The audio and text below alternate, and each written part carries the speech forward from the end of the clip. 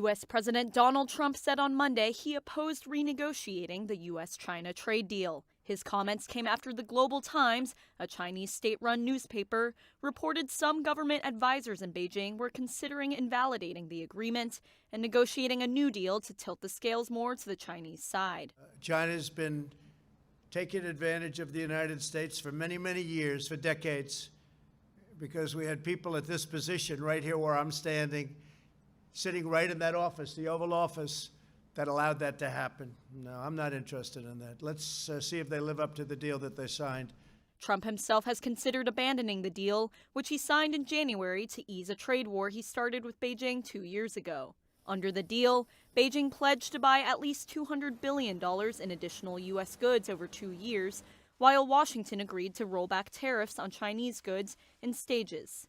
But rising U.S. China tensions over the global health crisis have cast the deal into doubt. Last week, Trump blamed China for the crisis again, calling it, quote, the worst attack the United States has ever faced. We've ever had. This is worse than Pearl Harbor. This is worse than the World Trade Center. There's never been an attack like this. And it should have never happened. Could have been stopped at the source. Could have been stopped in China. It should have been stopped right at the source. And it wasn't. The Global Times said repeated attacks from the United States have ignited a, quote, tsunami of anger among Chinese trade insiders after China made compromises in Phase 1 of the trade deal.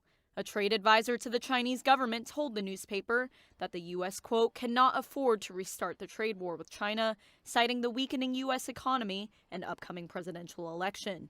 Meanwhile, a former White House trade advisor in the U.S. China negotiations said China had so far followed through on provisions, including new rules to protect intellectual property, and that it was too soon to give up on the deal.